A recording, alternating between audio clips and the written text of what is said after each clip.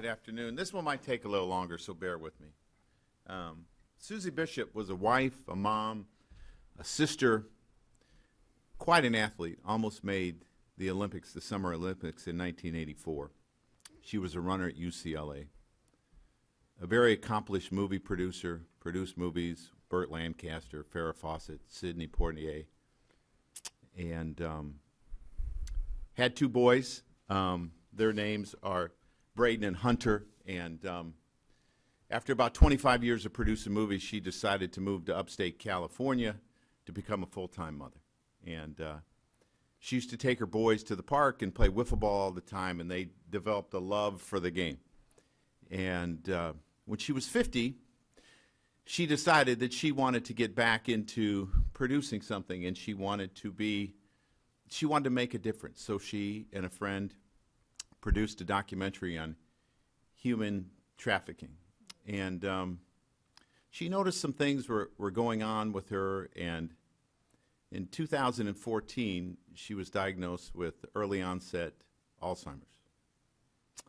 And she's a great storyteller, they say, and she wants to tell one more story, and that's the story of the disease and the decline. Well, her son went to the University of Washington, and she was diagnosed in 2014. 2015, he started a nonprofit foundation called the number 4 Moms.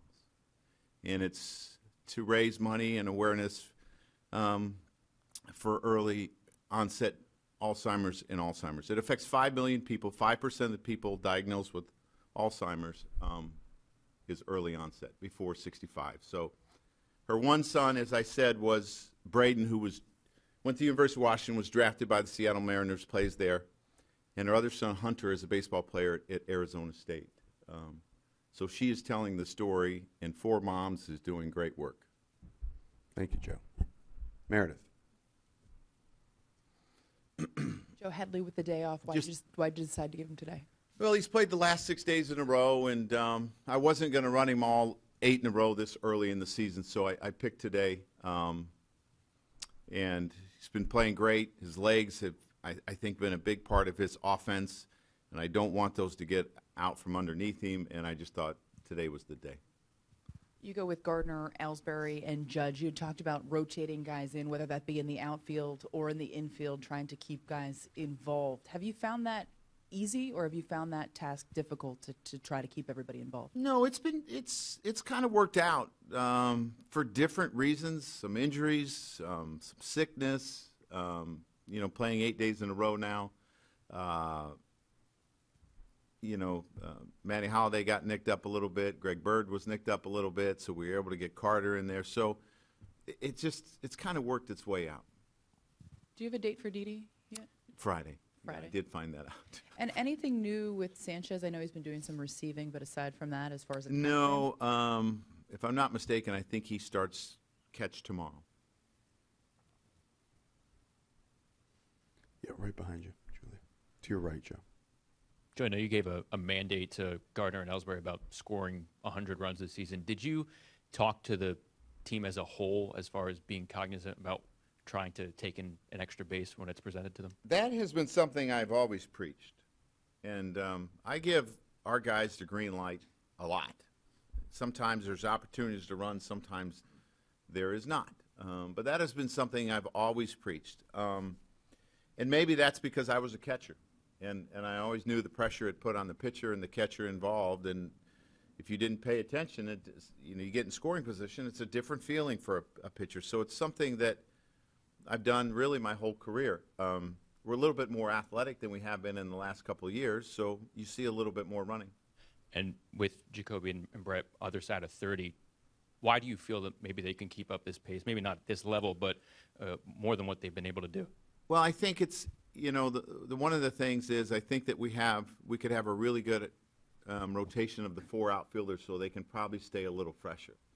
If you get them to play 5 or 6 days a week at a really high level and running more, opposed to playing 8, 9, 10 days in a row and not being able to run as much, it's probably more productive. Wally, Brian.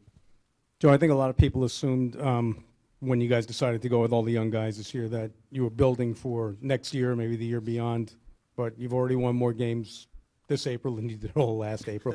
You're on the verge of a winning streak you haven't had, I think, in like 5 years. Has the team overperformed your expectations so far?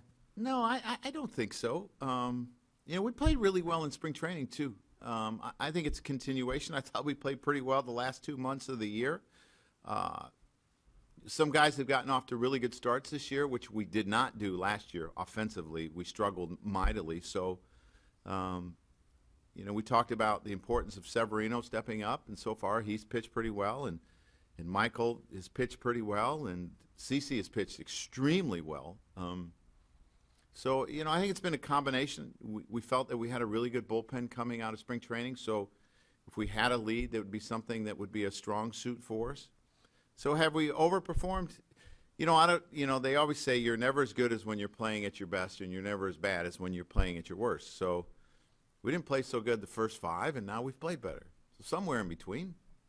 Well, when you string together, obviously you had a good spring training, couple of good months last year. At some point, do you start to say, hey, maybe this is the team I have? Yeah, I felt good coming out of spring training. And we've had some guys, that we put some big responsibility that haven't necessarily gotten off to good starts. And hopefully, some of the guys have turned the corner. But, this game is, the importance of starting pitching is always first and foremost. And when you pitch, you got a chance every night. And that's what we've been able to do. And for it to continue winning, we have to continue to do that. Mike. Joe, when you went into the spring, or after the spring, Tanaka and Bird were tremendous. They haven't gotten off to the starts you probably would have hoped. How do you feel like going into Tanaka's next start, and then with Bird coming off a 3-hit game?